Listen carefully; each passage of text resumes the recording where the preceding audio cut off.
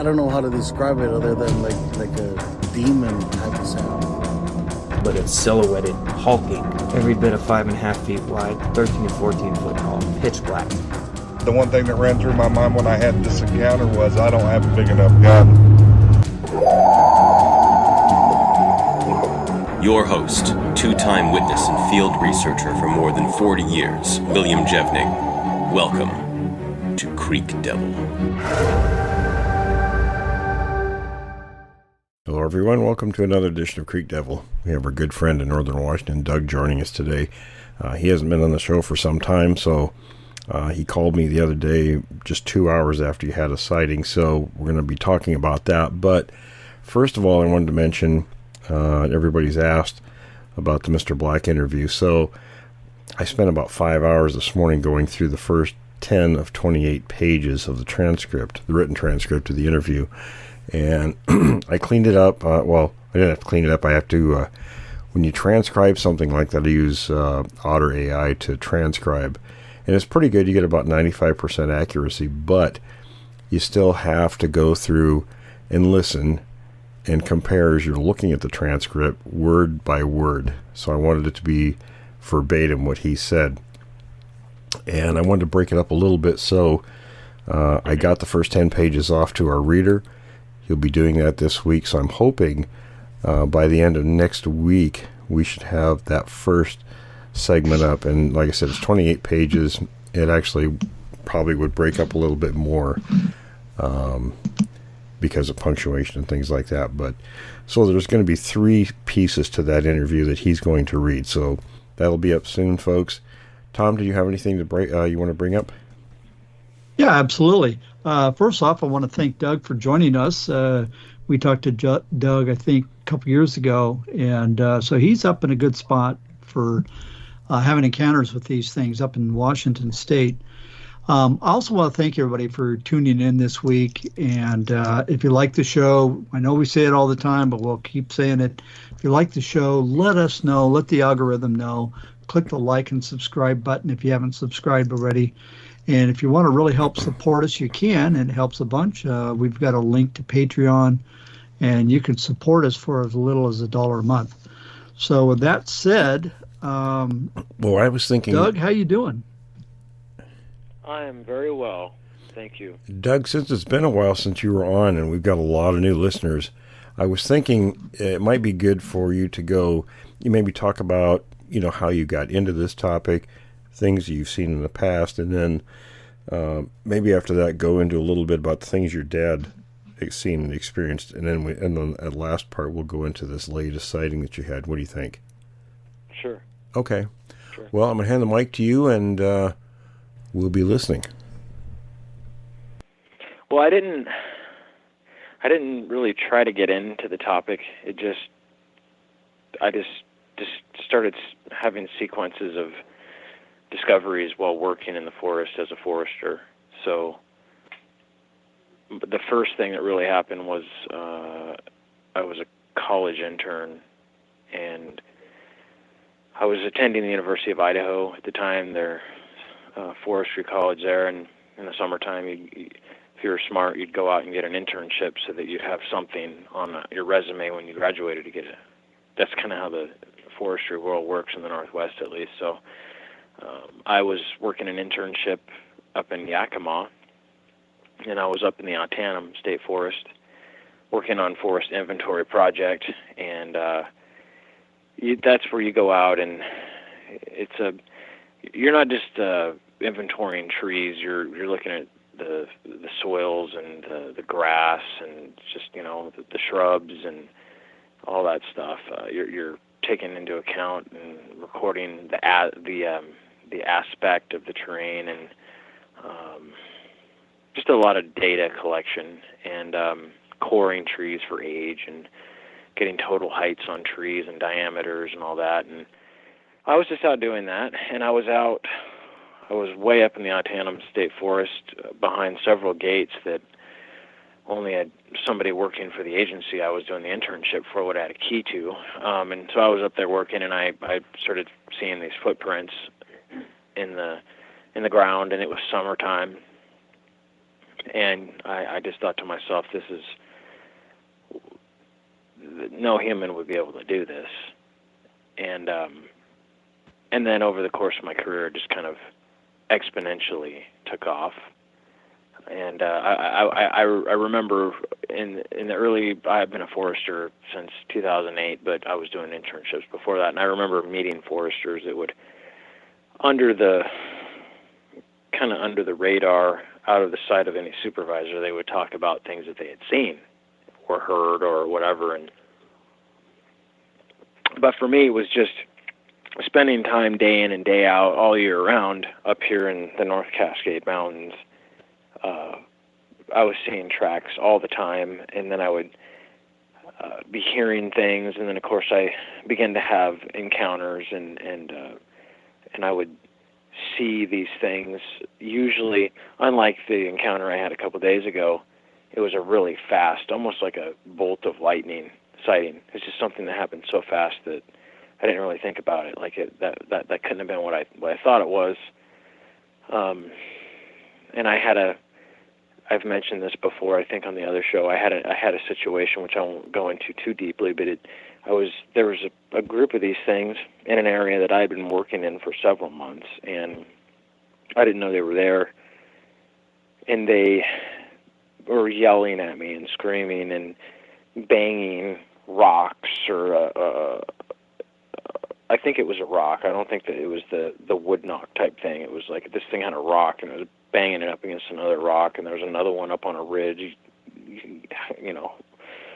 kind of making a very strange type of vocalization, and it really frightened me to the point where I got to the point where I was really listening to a lot of different podcasts on the topic and trying to educate myself more. But as I was doing that, I became more afraid based on the things I was listening to, and then I started thinking in my mind, I think that a lot of the stuff that I was hearing, especially Will know what I'm talking about from certain avenues, was just complete nonsense. And that was kind of adding to the fear, I think. And I had a choice. I could either not work in the woods anymore, which I've met people that have literally they just quit their job working in the woods after they had an encounter or something like that. And it was just, they were so frightened they couldn't go back. And I didn't have that option. I had to go to work. And so I just went to work and just kind of pushed through it. And I saw one. I had a really good view of one run across a road that was in a rural area, but it wasn't very rural. But it was, it was just there were some farmhouses here and there, and it was in the early morning, and I had seen it, and that was really really the first good look I got at one of these things. I couldn't believe how fast it was moving, and it just had the most bizarre gait I've ever seen. And then just from there, I would have encounter after encounter, but it wasn't all the time. It was just bizarre to me. I was never able to get a pattern down on these things. Like, these things live over there, and they live in this particular type of habitat or environment, and there's this many of them, and they look like this, and they're going to be here at this time, like, you're scouting a deer or something. It's so sporadic what I've learned over the years with the encounters I've had. And I've had them in high elevation, I've had them in low elevation, and a majority of the sightings I've had, except for the one I had recently, were in areas that were timbered, with a lot of timber, but a lot of houses down below, down off the mountain. The mountain was, those ones that chased me off the hill that I was talking about that were yelling and stuff, that little small mountain I was on, there was houses all the way around that thing. And I thought to myself, these things went right through, somehow through these houses and weren't seen, and got right to where I was at. And so I started learning, that they're not just way up in the high country. And like I said, several of the encounters I've had, 3 I would say, 1 visual and 2 audio, were fairly adjacent to civilization. But then a lot of the times I primarily am a timber cruiser, and I go out and scale standing trees before they're harvested to figure out how many board feet are in them and appraise them for clients, and that's mostly what I do. And so I'm all over the place, and a lot of different, high elevation, like I said, low elevation, and I've just seen these things and their tracks and their sounds and their sign in all of these different places where I work. And so I've just learned that they're it seems to me like they're everywhere. But at the same time, when I talk to people that want to do research on it, I just kind of tell them, I'm out there every day off the trails, and I don't see that. I don't see one. I don't see a track. I see tracks often, but it's maybe once every couple months I'll see one, but it's not all the time. And so it's like for me to just go out randomly up in the Saguaro River or up by Mount Baker or something and just hope I'm going to see one. I know I'm probably not going to. I don't bet on it when I'm going to work. It's just when you're in the woods that much, you're going to start seeing things and hearing things and whatnot. So anyway, that's kind of just my experience over the years working in the woods. When I go to work, I try not to think about these things. I try not to let it bother me, but I am very aware that they're out there. But I've learned that you can go out in the woods with a Gatling gun like that dude in The Predator and be armed to the teeth, and one of these things could come up right behind you. You'd never know it's there. You'd never see it, and could snap your neck like that. So I realized that, you're kind of in. It's kind of like being an abalone diver. Those guys, they say that it's not a matter of if, but when you're going to have an encounter with a white shark. And I kind of approach the Bigfoot thing the same way. And I never leave my truck without getting on my knees, literally, and praying to God that I'll get through the day. Actually, this last summer, I was working out of North Bend, and there was a sign up for a missing hiker. And it was a woman that went up there alone, and she never came back, and she was never found. And that was posted in August, I believe, of 2020, just before our last interview. And I had to go work right where she disappeared, and it was terrifying to me. I pushed through it and worked, and I knew, and I'm not saying that that's what did this, but when you know a fair amount about these things, and then you go into an area where somebody disappeared and hasn't been found, it's kind of hard not to put two and two together. But over the years, I've learned not to be afraid. Like I said, there's really nothing you can do about it. You can't see them, and there's just not a lot you can do. And so I try not to be afraid. And this encounter I had a few days ago, I was startled, is what I was. It was startling to me because the other sightings I had before, the thing was moving so fast I barely got a glimpse of it. Other than that footage my dad has from Hood River, Oregon, where you really get a good look at these things, the ones that I've had were just really quick. It's just boom. That one that ran across the road was moving just incredibly fast, and I didn't get to look at its face or any of its major features. I just saw what looked like a 7 to 8 foot tall professional basketball player running on all fours. Like it literally was about to fall over the gait that it had, and it was moving faster than anything I've ever seen. This last encounter a couple days ago, I actually got a good look at this thing, and it didn't move. It did not move when I was looking at it. And then when I would move and then turn back, it would move. And I can go into the details of that if you want, because everything else pretty much I've explained, and I've explained on other shows that I've done with you, Will. So.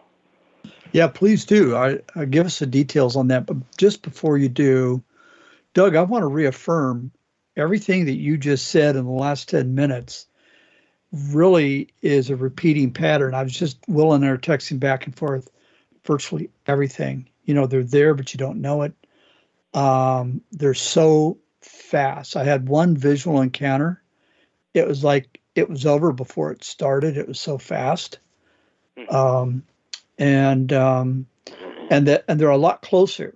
We can talk about it later, but there was one very, very dramatic encounter where we had a group of these things 150 yards from a highway. So, but we're here to hear about your encounter, and I want to hear the details on this latest one, especially the guy that, he doesn't move. So fill us in, give us, some details. Sure. Is it okay if I backtrack for a second? There was two other ones that I forgot to mention. Oh, you're the boss. Absolutely. Okay.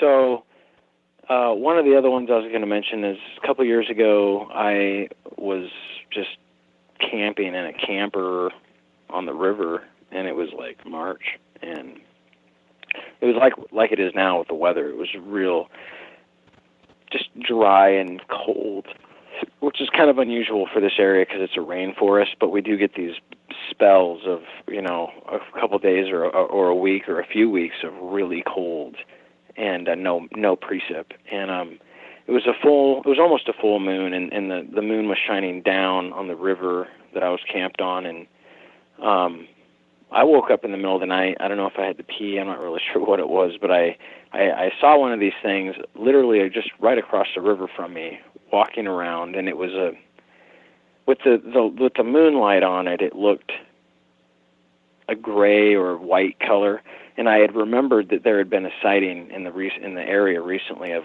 supposedly a white one, and I wasn't sure if that was the one or not. But this thing was a bizarre encounter because, how often do you get the luxury of being in a camp trailer, sitting in there nice and warm, and you just look out your trailer window and you see one of these things?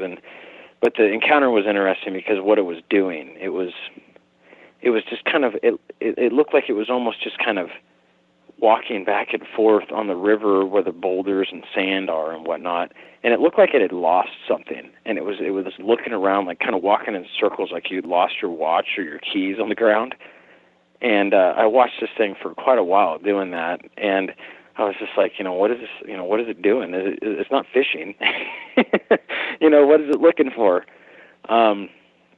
And then the other one was, I didn't see this other one, but I was driving this kid home one night. He lived way out in the country outside of the small logging town I live in, and I was driving, and he was kind of sitting behind me in this van. We take these kids home from there's a youth thing they do on Mondays, and I was driving the kids home, and he was the last kid. He lived the farthest out, and he's sitting there talking to me, and I'm watching the road, and it's nighttime, and he's like, "Whoa, dude, did you see that guy over there?" And I said, "No, I didn't." And he's like, "Dude, there's a guy that was standing right next to that stop sign, and he was taller than the stop sign. He was huge, and it looked like he was all wearing black." And I was like, and I didn't want to tell him what I was pretty sure is what that was, but after I dropped him off, I was like, man, that kid just saw a Bigfoot standing right next to that stop sign. I had to have been 7-8 feet tall. Anyway, so a couple days ago, I was out working. I was doing, basically after they log up here in the Northwest, they go in and they replant. It's required by law, by the state.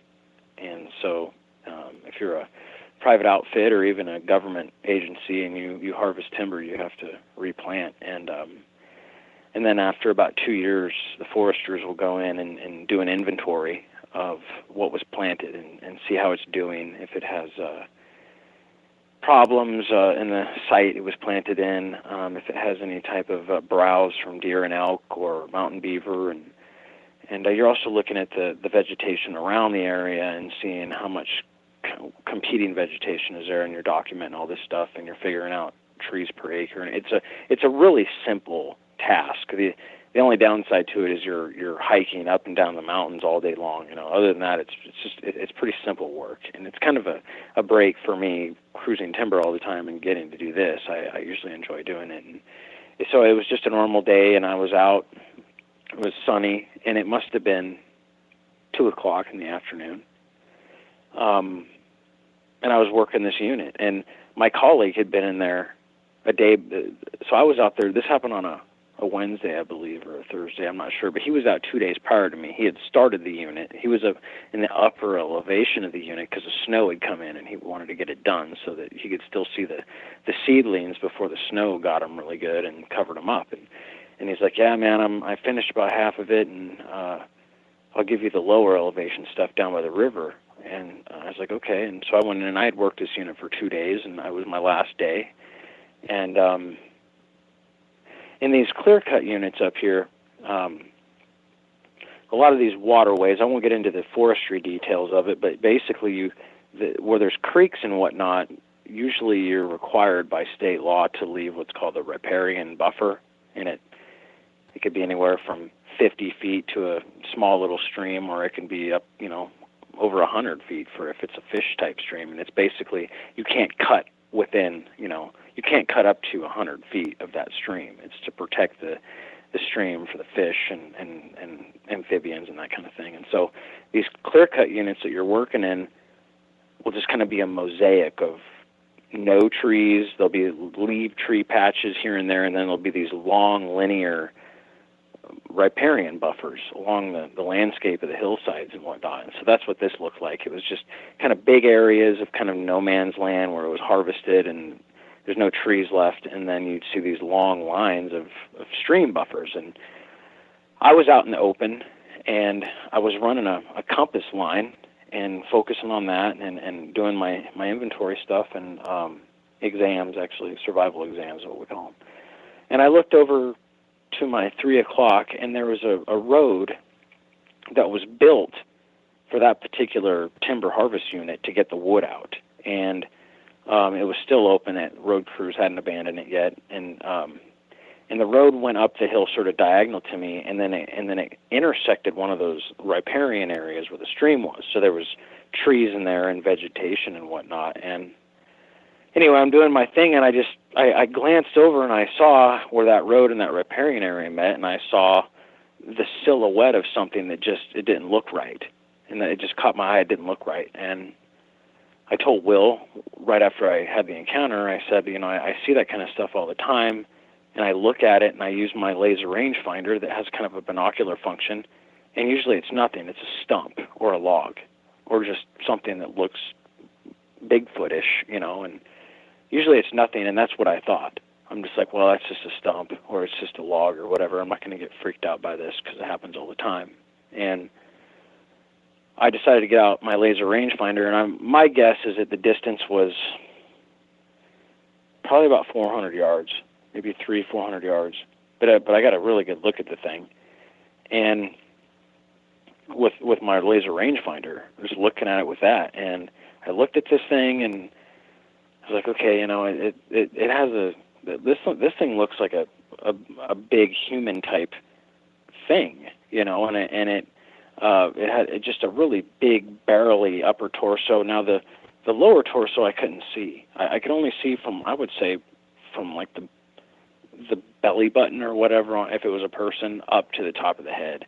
And it was facing me, and it had the sun to its back, so I could see the sun hitting the left side of it, and it had this sort of shiny brown color to it. And at that point, I'm like, no, it's still a stump. But the thing that really stuck out to me was that there was an arm. There was a clear arm that I could see on this thing, and it would have been on its left side. And I'm just thinking to myself, that can't be what I'm thinking that is. It's just, that can't be what that is. There's just no way. And I kept looking at it and looking back and readjusting my eyes and looking at it again with my laser rangefinder, and I'm like, that's a Bigfoot. That is a damn Bigfoot. That's what I'm seeing. It's hard when you see something like that. We're like conditioned in our society to think that does not exist. That can't exist. And so even though I know they exist and I've seen them before, that's just the thing that went through my head. I was like, that's not what I'm seeing. So I decided I wasn't convinced at that point. So I decided to keep moving on the compass line I was working, and I'm paying attention to my compass, but I kept looking over. And I noticed that I moved about 100 feet after I decided to just keep moving, and when I looked over again, it had moved. And it had moved a couple, I don't know, maybe 20 or 30 feet. And at that point, I couldn't see the classic Bigfoot type silhouette. And I was just like, man, you know, what's going on? What is this thing doing? Am I seeing things? And I decided, you know, I have to finish my job. And I had about 45 minutes left of work to do out there. And I had to basically do a 90-degree offset from the line I was on and then run back in sort of the general area where that thing was. And I remember one of the things that went through my mind, I had heard Will say years ago, and it was, you know, if you have a situation like this and you're freaked out, don't panic and run out of there. Just casually leave the area. And so that's pretty much what I did. I finished my work, my plots that I was doing, and I had my dog with me. That was the other thing. My dog didn't pick up anything on it, didn't smell it, nothing. And I just casually walked back to my truck. And when I got to my truck, I'm like, okay, I've got my truck. I have the safety of my truck. I'm going to drive up to where this was at, where it was standing, and I can drive right to it. And so I did. And when I got there, there was no stump and there was no log. There was nothing there. And I looked down and I could see, because it was standing, these low volume forest roads they build up here, that, you know, they'll cut into the hillside. If you were kind of thinking of it in a cross section view, they cut into the hillside, and then they fill with that cut material, and they level it out into a road grade. And where that fill is usually it can be really steep in some places, and this was one of those places where the road crossed a stream, so they had a big culvert and then a bunch of fill over it. On the right side of the road, there was a good, I would say, at least 10, 12-foot drop-off. And that's where that thing was standing. I'm not saying this thing was 15 feet tall. It might not have been standing exactly at the lowest point where that culvert was. But in the general area where it was standing, if I would have been standing there, you wouldn't have probably barely seen my head. And so I'm like, man, you know, this thing was a lot bigger than I was thinking it was. And it didn't move. That was the thing. It's like it kind of, when I really got my rangefinder out and started looking at it, it did not move at all. It did not move. When I took my eyes off of it for a good 20 to 30 seconds, then it moved. And then I forgot to mention, when I was finishing my work, I did see a track, and it was on a spot where, because it's so brushy here, you know, in the Puget Sound, the mountains here, it's so brushy, it's really hard to even see a track unless you see one in the mud or the snow. And this was a spot where there was a bunch of road material that had been muddy or whatnot. We had a storm a few weeks ago, and this thing had a nice print right there, and it was at least, I would say, 14 plus inches, classic Bigfoot print. And then I saw another one on the very last measurement plot I was doing, and it was much smaller. It looked like maybe a size 9 or a size 10 print in the ground. And then the other thing was that after I had seen this thing and decided I'm just going to finish my work and just kind of ignore it, there was just a kind of and I was adjacent to a river, and this whole place was right adjacent to a river, and something was down in the river about maybe 15, 20 minutes after my sighting that was making some noises that it sounded like people yelling, but I couldn't make out what they were saying. And so after, like I said, after the sighting, that vocalization thing that I heard, and while all this was going on, I really wasn't putting everything together until I saw the tracks. And then I put the tracks together, what I saw, and then of course that sound, and I'm like, okay, this is definitely what I saw. It's real. And then of course I'm like, well, what am I going to do? Who am I going to tell? I'm not going to tell my boss. You know, I'm not going to tell my friends. I'm like, I'll tell Will. He'll believe me. So that's pretty much it. Doug, a lot of what you just said resonates with the experiences that Will and I have had, the ones I've had here in Oregon. And you know, so often I've said this many times, once you know what you're looking for and once you know what to listen for, even though the evidence is very subtle, you discover that they're there all along and they're hiding in plain sight. Yeah, and that's what happened with you. The question I had, because I've got one of those range finders and I use it, for range finding out in the forest. They're infrared. It's an IR laser, and these things have the ability to see IR. I'm just convinced of that. Did you ever range it, hit the button and try to range it, or no? Mine is not. Mine is simply for timber cruising. So when you turn it on, it's got a button you click, and it'll give you a horizontal distance, right? And then it has a function where you can measure tree height. But when I've tried to do that, it won't go past a couple hundred feet, and this was a couple hundred yards. So I didn't even think to do that, and I didn't want the crosshair on it because. Well, actually, it was already on there, but I was offsetting from the crosshair when I was looking at it and zooming in with it, so I could actually see the thing. So to try to get a distance, I didn't even think to do that because, like I said, I've tried to do that, and it seems like at least the forestry grade ones that I use, their distance is fairly limited. Like I wouldn't even use mine for hunting, I don't think. But so no, I didn't. And the other thing, I'm sure some people are listening will probably think, well, why didn't he take a picture? Because I see this type of stuff all the time. Right.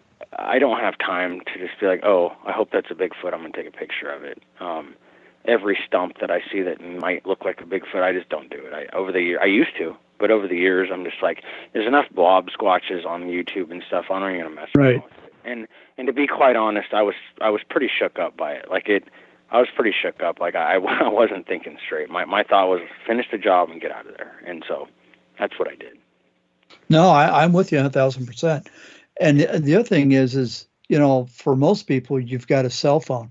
Well, some of the modern ones seem to have pretty good optics, but when you're talking a couple hundred yards away, what are you going to see? What's it going to pick up? And like you said, your frame of mind is really not on picture taking. I'm with you there, Doug. I used to take pictures of everything out in the woods, not the stuff that I thought was Bigfoot, but I just took a lot of pictures of everything, and I don't anymore. Yeah. I mean, it's because if you have something, at least in my mind, it's like you can. I mean, if you look at the Patterson Gimlin film, I mean that's pretty much right there all you need, and yet that's been completely mocked and debated for years. And so it's like, even if you had the best, clearest picture of a Bigfoot staring at you, somebody, especially in the scientific world, they're going to be like, oh, that's a fake or blah, blah, blah. So I don't even care, and that's how I am with this whole thing. Like Will's the only person in the Bigfoot community I talk to about this because I just don't really have much use for the community at all. And so I keep to myself about it. I don't really talk to people about it unless they ask me. It is funny though, because I'll have people that I won't bring it up, and they're like, oh, you work in the woods and stuff and blah blah blah, what about Bigfoot, you ever see that? And I'm like, actually, yeah, I do. and they're it's like, I'm like, I'm out there every day. Yeah, these things are out there. And I always tell people it's not a matter of whether you believe in these things or not. The question is whether or not they exist. And really it is. And I also think that if all of us are intellectually honest, we really don't know what these are. I can tell you that from what I've seen, they look like a Neanderthal. That's the closest description I can give to what I've seen is a Neanderthal. And the other thing, Doug, you hit the nail on the head. I've talked to several rangers at 2 different ranger districts here in Oregon. To a T, every single one of them have either seen one themselves or they said, well, yeah, and some of the rangers who work in the ranger station are, they're just the person behind the desk. They don't actually do field work. And I don't know if ranger is the right word, but they're forestry workers. Mm-hmm. So, but to a T, they've all said either we've seen it or somebody, some of the field guys have seen it. And they're just very, very upfront about it. So, choosing to disbelieve in their existence doesn't make them not exist. Exactly. Yeah. Yeah. The other thing I would say about this thing is this situation, because it's happened to me many times where, and this whole topic is really bizarre. It's so unconventional to conventional thinking, and the encounters and just how they move and how they look and their behavior. It's not something you can put in a box or there's no black and white. And one thing I'll say is that the day before this encounter, when I was working in the same area, in the area where that thing was, I had been right in there the day before, and I had a creeped out feeling. And that's not the first time that's happened. That when I got pretty much chased out of the woods back, it must have been 2015, 2014, I was freaked out the whole time I was in there, and I wasn't looking for them. I didn't think they were in there because there was so much civilization at the bottom of the mountain. I just had this freaked out feeling, and it was the same with this one. Yeah. And it's just like a sixth sense or something. I've wondered about that. I've for years I've asked, because we get a lot of our guests on the show who've had encounters and they've had that creeped out feeling. I've had a weird feeling before, and I just don't know what the biomechanism is. What is it that how is there a projection of that? I don't have an answer, but it's just, but you know what I'm talking about, right? I do. Yeah. Yeah. Yeah. It's bizarre. I do have a question for you though. Now that I got a forestry guy on the show, this isn't specifically Bigfoot related, but you talk about the reprod areas, and I assume you guys also deal with, like in the wilderness areas when there's fires. You've got a lot of fire devastation. How long does it take for that stuff to kind of bounce back? And let's say a year after a major forest fire came through, are there food sources in there? Do you get deer? Do you get elk? Do you get rabbits, foxes? So fire is the best thing for a forest. It's the best thing for it. A fire is great for the forest. And I can't speak for the east side of the Cascades, but I know here when there's a fire that goes through, in forestry we call it succession. And we have early cereal species that come up, plants, and we have early cereal trees that come up. And so in the line of succession, after a disturbance such as a fire or a landslide or a flood, it's relatively quickly, especially after a forest fire. I would say we actually have foresters that specialize in this, and I'm not one of them, but I would say at least within about 4 or 5 years, you're going to have a forest that's establishing on its own pretty quickly. Because here, especially with hemlock's like the weed tree here. It's a merchantable tree, but it just seeds like crazy, and so I love your description. I agree. Yeah, so it's pretty quick, the turnaround for the fires. That's for sure. Okay, well that's good. That's actually good news because we got hammered pretty hard this year in Oregon with some substantial, and it's not like the whole area burns. It's kind of a mosaic, It's weird. You get little islands that are just totally untouched for weird reason. Who knows why? Just the chaos of how fire works. But no, I was just curious about that. So you say the hemlocks and the forest starts to rebuild itself, and I'm assuming the wildlife comes in fairly quickly thereafter, or? Yeah, they really like those early cereal sites because they're just an abundance of browse.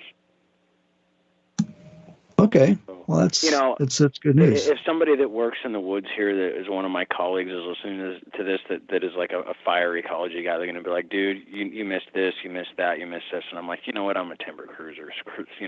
Sue me. I don't care. I gave my best on that. Forestry is kind of like engineering. There's niches, and certain people go into niches within it, and mine's timber cruising. I'm not a forest ecologist or fire ecologist kind of guy, so. No, yeah, no, it's a very complex system. You're talking living biology. It's so there's a lot to it. The reason I was asking was, if the critters come back, then it's presumably the Bigfoot are going to follow the game, and those areas will have Bigfoot in them as well. So that was just a question, so a curiosity I had. This area, after I came off the mountain, when I got off the mountain, as soon as I got cell service, I called Will and told him about this, and he had mentioned, well, they're probably in there hunting deer, and of course I was right next to a river, but the funny thing is that I was seeing deer sign in the unit. There wasn't a lot though. So, and one thought I had was, I have this garment I wear. I'm like a mountain man, fur trapper enthusiast, and I have this wool capote that I wear when I'm in the woods in this type of weather, and it's just a brown wool blanket coat that's got a hood on it, and it's got beadwork and stuff and fringe and stuff, and and it kind of looks like a Bigfoot when you have the hood on. It's brown, it's got fringe on it, looks like hair, and it's got this hood on it that almost looks kind of like a KKK type cape or something, and I had that on most of the day, and I was thinking to myself, I was like, man, I kind of look like a Bigfoot, I hope I'm not bringing one of these things in on me. And it didn't dawn on me later, I was like, I wonder if that thing was like, is that a Bigfoot? Kind of small, but that is kind of funny though, isn't it? Yeah, that's interesting thought. Well, what do you do I'm assuming you're out there during October, during hunting season. Do you guys have to wear, bright, colored vests or what? Yeah, I mean, you don't have to, but it's smart to do that. And certain clients that we have require it. I don't wear an orange vest. I have a red Timber Cruisers vest that has reflective tape on it that is sewn into the vest, and I wear that, and I have an orange thing that holds my data logger thing. So, and then I have a wood dowel I use for a walking pole, and that's got pink and orange ribbon I put on it, so you can see me pretty good. And of course, when the hunters are around driving those clear cuts, or if I'm in the woods and I see one, I'll stop and kind of wave my stick around so they can see me. But there are a fair amount of incidents where people get shot, and why? In my opinion, if somebody gets shot by a hunter, the hunter has no business being out there. But unfortunately, exactly, that happens. So. Yeah, no. I've been shot at, and some of those hunters are not the sharpest tack on the wall. I'll just leave it at that. They're not the brightest. So you're working in a reprod area, and kind of the same thing there. It grows up quickly, and I'm assuming the wildlife moves in, and presumably, especially if this Bigfoot was in one of those riparian zones, he's probably looking for, I'm assuming, some sort of a meal. Yeah, that's a good assumption. I mean, there's the river there. And I think it's called Deer Creek. I call it a river because it's pretty wide, but I think it was Deer Creek, and it's pretty good size. And I don't know if it's got fish running in it right now, but there's that, and then there was a lot of water there. There was a lot of water coming off the mountain down into the river, and then you had the river itself, and then those riparian areas. But the other thing though is that the deer population here, most people that are good hunters around here, they go east of the Cascades. They go to eastern Washington. They go to Idaho. They go to Montana, because hunting here sucks. I grew up in eastern Oregon, and I remember hunting was it wasn't hard. You go out, you see a deer, a buck, you shoot it. It's not that hard. Here, you hardly ever see a deer, a buck especially. And all the old timers here say, well, that's because the Forest Service quit cutting timber, and there used to be clear cuts everywhere, and the reprod would come in and the feed and everything, and there was a lot of game, and there's just not that much here anymore. And I don't know if that's what it is, but I don't see a ton of deer here. It's like when I go to the east side to my family's place, you'll be sitting in a cabin having dinner, and you'll look out the window, and there's deer everywhere. It's not like that here. And so were they hunting deer? I don't know, because if there was a deer in that unit, I would have known, because it's the bow season for late archery starts this week. I would have been interested, and I didn't see any deer in there, and so I don't know. Yeah, no, I understand, and I'm familiar with Eastern Oregon. Yeah, and plus you get the muleys east of the Cascades, rather. They're a little bigger deer and a little more meat on them. Do you guys have anything? We're starting to see more and more in the Western Cascades footprints and howls from Canadian gray wolves. Do you guys have anything like that you know about? Or Yeah, we do. I don't know the species. I just know that that they're making a comeback here in the North Cascades, as well as the grizzly. I saw a grizzly northeastern Washington, just up by the border, and then we have a guy here that he's a helicopter pilot, and he flies over the North Cascades all the time, and he had seen a few up in the North Cascades, just kind of east of where I'm at, and basically where I'm at. If you were to head due east, you'd be near I think it's Lake Chelan. And so anyway, the grizzlies are making a comeback, and the wolves are as well. And I've talked to other foresters that have seen the wolves, so we definitely have a comeback with those too. Yeah, and I don't think, for the most part, wolves are a threat to humans. Grizzlies, you got to be cautious, but the wolves, at least the big ones, and I've seen some absolutely monstrously huge tracks with cubs next to it. And unfortunately, I think they do thrill kills, and they'll just go in and decimate a herd of deer or elk if they can get away with it, if they can catch them. Yeah. But it's not necessarily, that's not Bigfoot related, just interesting. Well, another thing I also know for a fact is that there's a lot more people than there was. I mean, when I was growing up 30 years ago in Hood River, Oregon, there wasn't a ton of people there. And so there was more pickings for the game. Now, I mean, hunting season in Washington State's ridiculous. I mean, it's ridiculous. It's like being in Fallujah, Iraq, during modern firearm. I mean, it's just bang, bang. You can be sitting on a ridge somewhere, and it's just bang, bang. There's people everywhere in Orange, chasing, shooting. It's crazy. And so there's just more people, too. And maybe that's it, too. It's just there's just more people out hunting.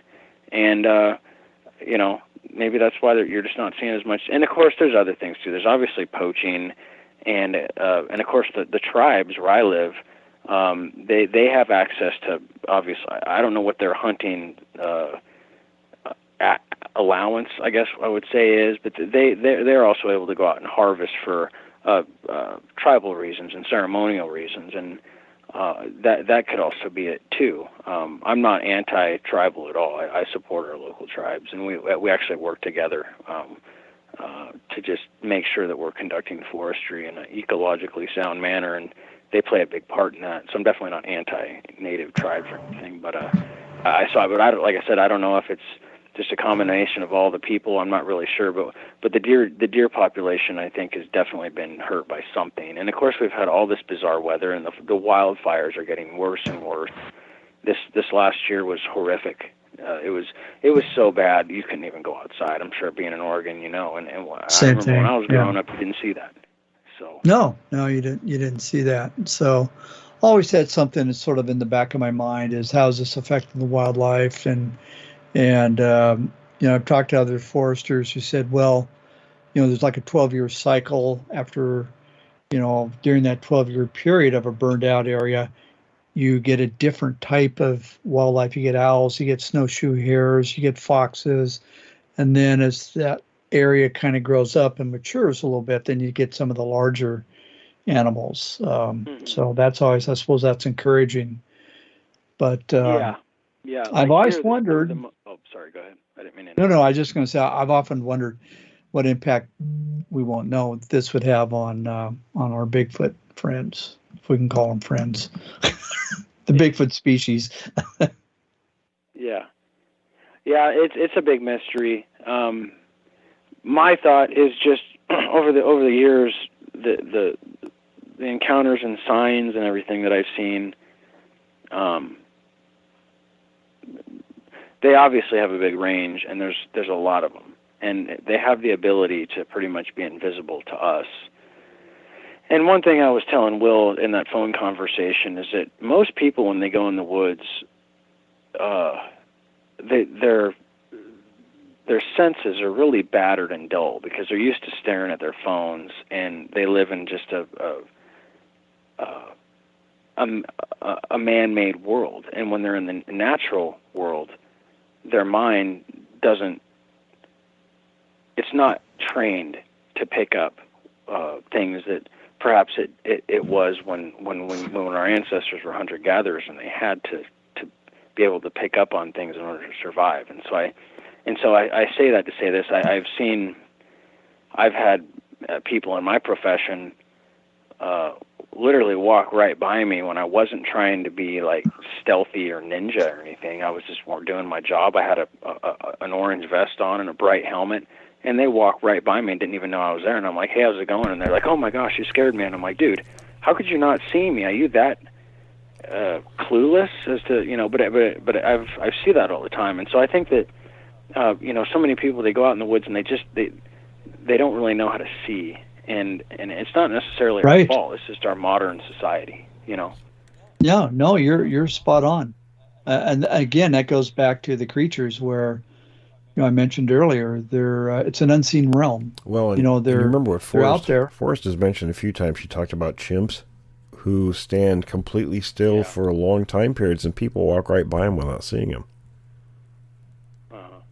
So these things are going to be very similar to that. Yeah, I was thinking about that. Yeah, with Doug's latest encounter, I was thinking about that. They just, if somebody can walk past you and you're in a bright orange vest, and we had a guy on, a vet who, just for fun, sometimes he'll wear a bright red checkered plaid shirt and stand right there next to the trail, and people walk right by him and they don't see people him. Don't know what they're looking at out there. I mentioned before on a show that I quit hunting years ago because my dad and I were right next to my brand new Dodge truck that stuck out like a sore thumb because of the coloring and chrome all over it, in the bright sun, unloading our rifles in a landing, and a bullet hit right between the two of us. And my dad shot back at the guy, and the guy hollered at, "Hey, you're shooting at a man." My dad says, "You damn fool, what do you think you're shooting at down here?" Yeah. So, I mean, that stuff, people don't pay attention to what's going on out there. That exact same thing happened to me when I was a kid. Somebody was shooting at us from across a valley or ravine, and unbeknownst to them, they were shooting at a World War II vet. Well, was my dad. It lightly. My dad was a World War II vet also. Yeah. Yeah, you didn't take too kindly to that. Return fire. Yep. Oh, man. All right, fellas, listen. Doug. We're running low on time. So go ahead, Tom. I'm sorry. No, I just want to thank Doug. It's good talking to you. And everything, today's show was just very, very fascinating, very riveting. So I'm hoping you stay in touch with us and keep us up to date, with future encounters. Yeah, definitely. I don't really like to tell people about this thing, and I never anticipated having the encounter I had the other day, and I knew that it was something that was worth sharing, and maybe somebody can learn something from it. I don't know. That's just it, though. You never know when something's going to happen. You just don't. Yeah. That's why, like I said, when I go out in the woods, I'm just like, I can't, because like I said earlier in my career, I thought that I could be all sneaky and see them before they saw me type deal. And I used to, in my earlier career, I used to go out armed to the teeth with pistol, AR type rifle, and ready to rock and roll if I've ran into one. But I've learned over the years you can't do that. It's just you're not going to, one of these things, if they want to get you, they're going to get you, and there's nothing you can do about it. So. And they're going to see you before you see them anyway.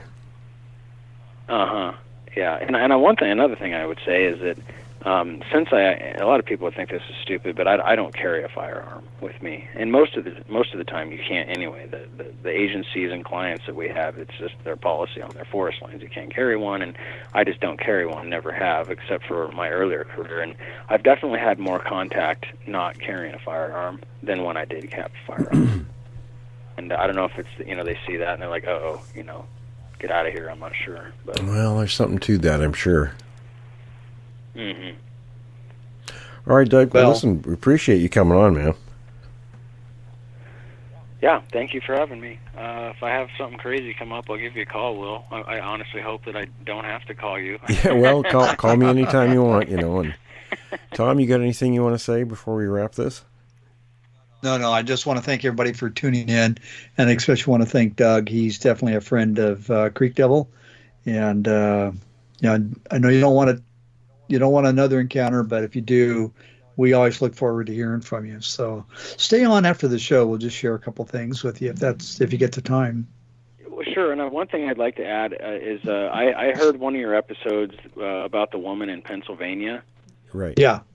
And I really enjoyed that. I really liked what she had to say. I listened to that just right after I talked to Will about this one, and it's really interesting what she had to say and the experiences she had. And it's a good show. A lot of these Bigfoot shows are just, like I said, in my opinion, my professional opinion, I guess I'll say, as a forester, most of it's crap. That's just how I feel about it. But I think this is a good show that's teaching people some good, valuable information on the topic for sure. Well, we appreciate that, buddy. All right. I'll be in touch. All right. Thanks again, man. All right, everyone. Thanks for joining us.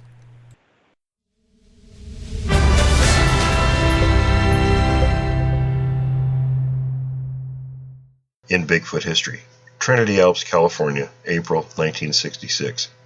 Nick Campbell, Pomona, told King Coon that on April 3rd, arriving at a campsite north of Weaverville, he and friends saw something large and dark run down a very steep bank. That night, something was throwing the trash cans around, and one of the group shone a flashlight under the edge of the tent and saw a Sasquatch, which turned and stared at the light, dropped the can in its hand, turned and walked off. Next day, 3 miles west of camp, they saw the creature again while eating lunch, and spent half an hour playing hide and seek until it finally went away. Several of them saw it. It was seen once more on that trip, raided the trash can 2 more times, and took some raw bacon and eggs they left out for it.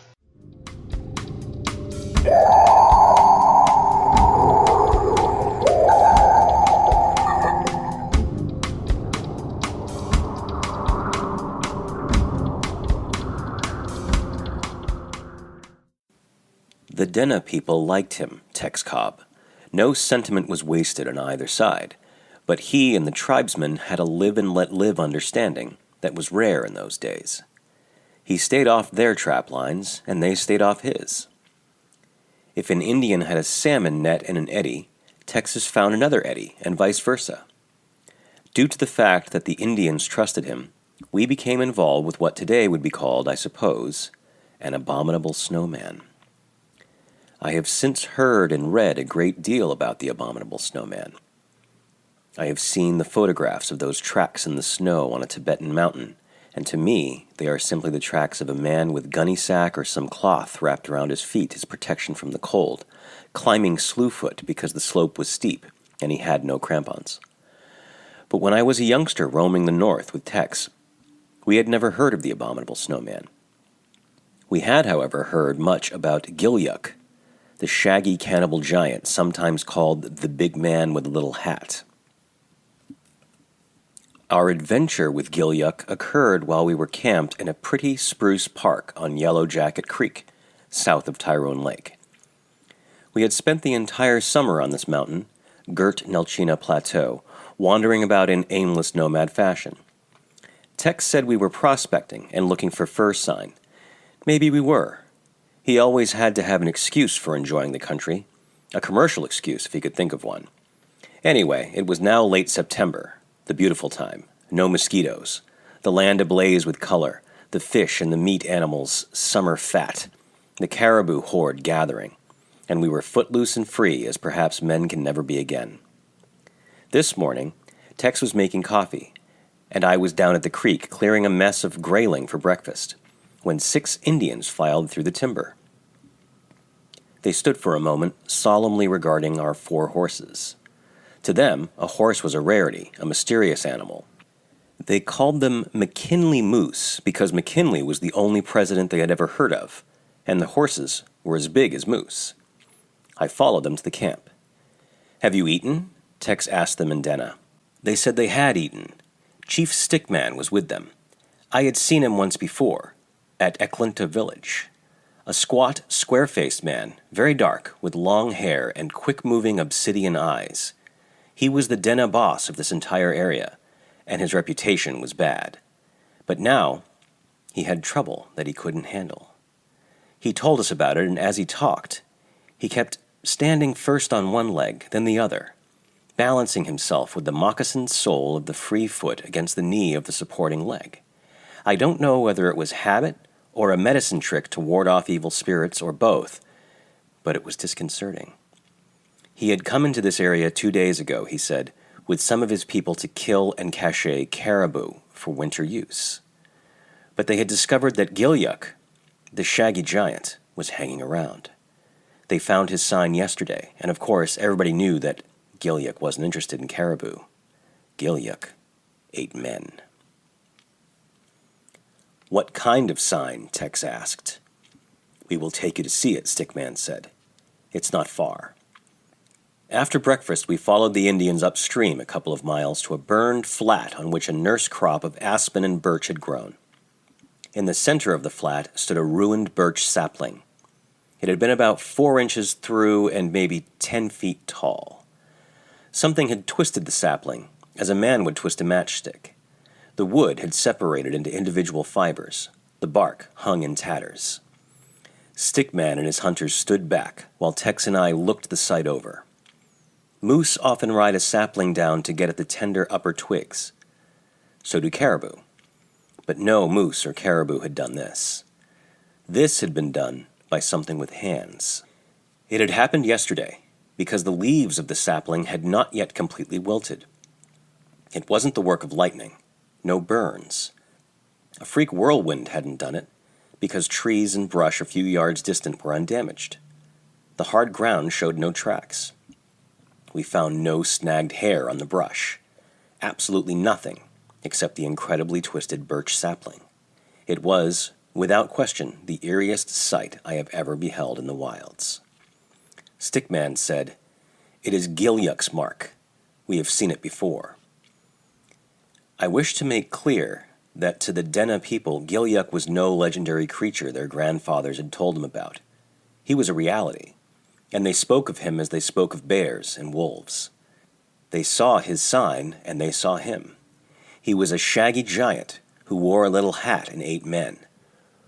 "We want to ask you to camp with us until we have killed our caribou," Stickman said. "Gilyuk doesn't molest white men. Perhaps he will not molest us if you are in the camp."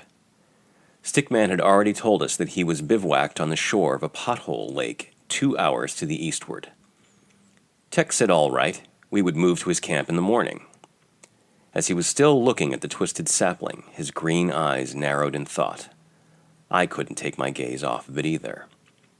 Stickman said, "Thanks, Kosaki," a strange word of respect held over from the old Russian Cossack, and we parted company with the Indians. Next morning, I brought the horses in at daybreak. We ate, broke camp, and were putting on the packs when here came the Indians. All of them.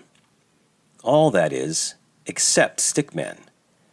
An old man told us Stickman was dead. Gilyuk had taken him. The chief had got up in the night and gone down to the lake, perhaps for water, but nobody knew. A squaw with a birch bark torch found his red flannel underwear on the gravel beach. It had been torn off of him. There may have been tracks, but the entire hunting party had swarmed over the beach, and by daylight no tracker on Earth could have made sense of the jumble.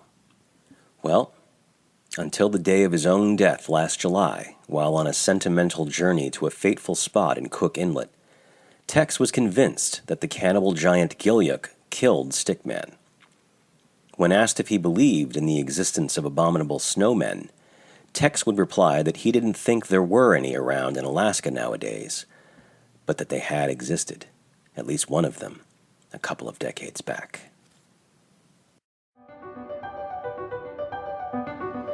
Thanks for listening to this episode of Creek Devil. If you or anyone you know has had an encounter with these creatures, please contact us at williamjevning@yahoo.com. That's William, Jevning, @yahoo.com. All communication is confidential. Join us for another program next week. And until then, keep your eyes open out there.